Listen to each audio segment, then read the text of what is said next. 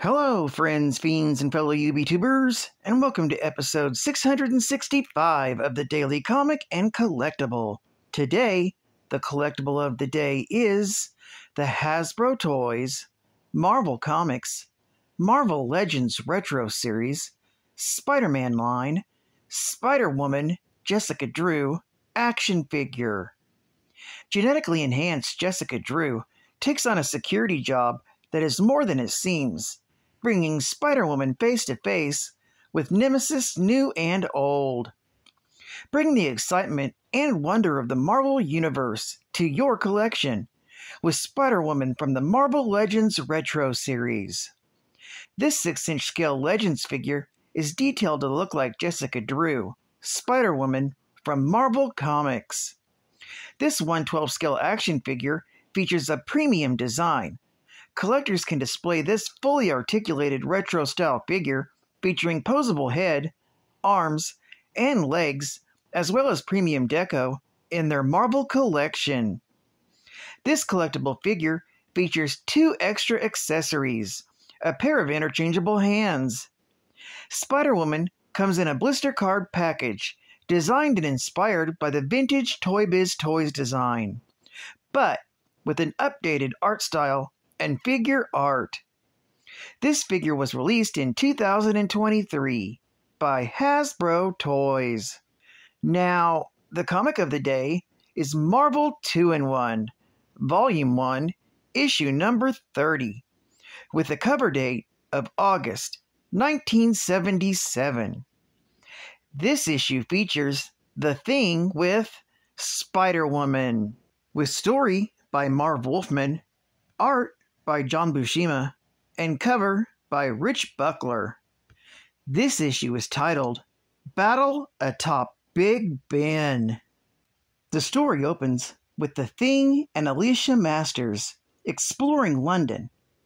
After enjoying London a little longer, Ben sends Alicia back to the hotel in a taxi so she can freshen up before they start their big tour of England. Even though Ben wonders to himself what kind of a future the two really have together. It's not long before a ruckus at Westminster Alley calls the Thing's attention, where he discovers 2 thieves, Trevor and Chauncey. They've both put down the authorities with sleeping darts and are now trying to cut through the floor with a laser torch. Almost as quickly as the Thing shows up, so does Spider-Woman.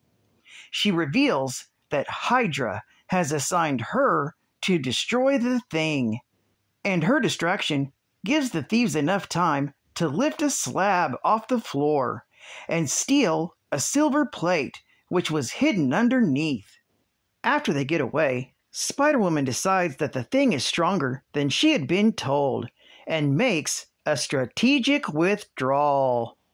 A little later, the Thing is debriefed by the local authorities and then has a teleconference with Nick Fury, who asks Grimm to capture Spider-Woman for S.H.I.E.L.D.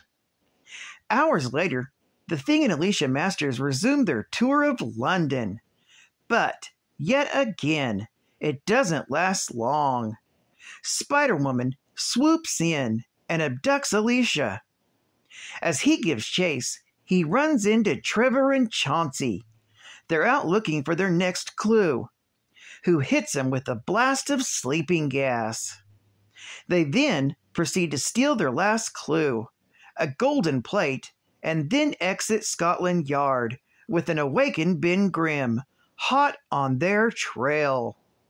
Luckily for them, the Thing catches a glimpse of Spider-Woman, and he takes off after her in order to get Alicia back.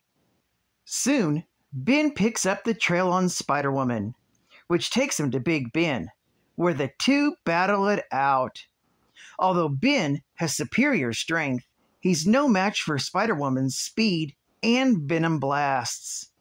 However, before a victor can be made, the 2 crooks, also at Big Ben to find another part of the map, capitalize on the battle to try and eliminate Ben, and so they detonate a bomb which knocks both the Thing and Spider-Woman into the Thames River. It's then the thieves, Trevor and Chauncey, are excited that the treasure they seek lies very near. This story is continued in Marvel 2-in-1, issue number 31. Geek Fact. This issue is considered a key issue, featuring the third total appearance of Spider-Woman, the second full appearance. Bonus Geek Fact. When Jessica THRU was about a year old, her parents moved from England to a small cottage on the outskirts of Wundagore Mountain in Transia. Her father, Jonathan THRU, geneticist and research partner to the man who would later become the High Evolutionary, found large amounts of uranium in their property, which gave them the financial resources to build a research facility to keep working on their controversial studies of evolution, genetics, and cell regeneration.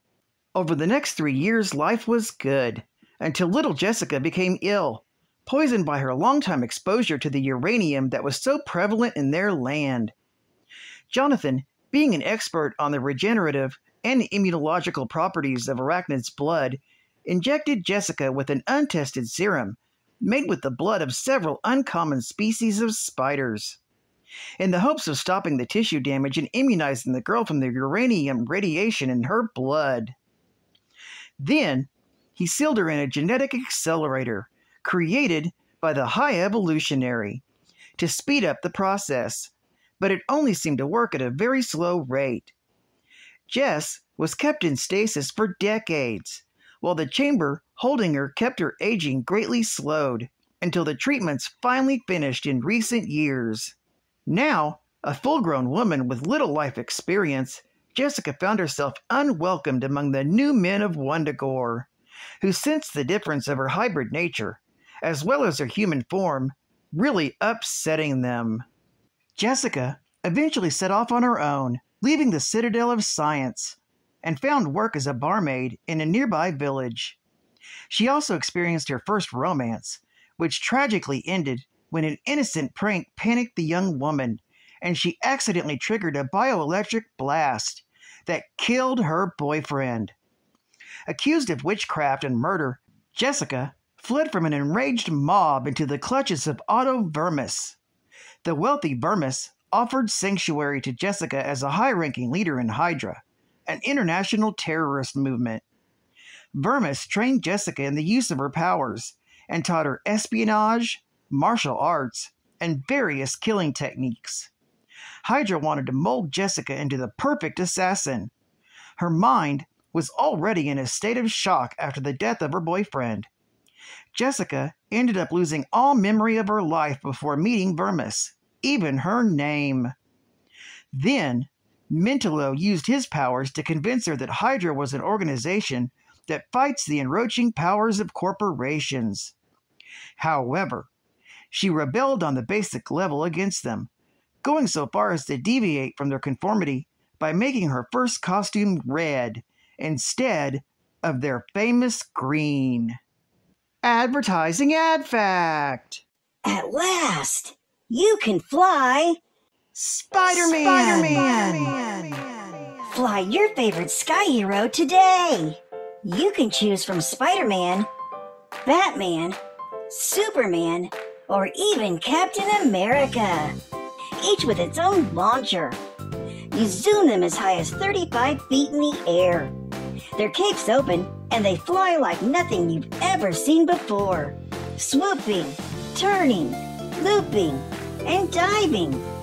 And they're Mark's toys, so you know they're fun. Sky Heroes. Look for them at your local toy store. Only from Mark's Toys. And final geek fact. Oh yeah!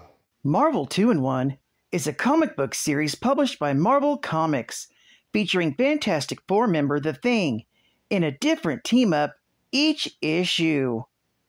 The concept of teaming The Thing with a different character in each issue was given a test run in Marvel Feature, issues number 11 and 12, and proved to be a success. Marvel 2-in-1 continued from the team-up stories in the final 2 issues of Marvel Feature and lasted for 100 issues from January of 1974 through June of 1983. 7 annuals were also published. Artist Ron Wilson began his long association with the title with issue number 12 from November of 1975 and worked on it through its run.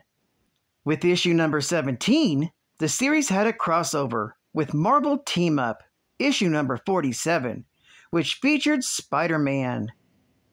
The second Marvel 2-in-1 annual was a crossover with Avengers Annual, issue number 7, both of which were written and drawn by Jim Starlin.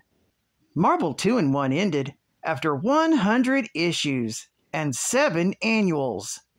It was immediately replaced by The Thing solo series. Well, I'd like to thank you for joining me for another Daily Comic and Collectible, and I hope to see you again Thursday for episode 666. This is Cat Fan Comics Man, and I'll catch you on the flip, baby. Over and out.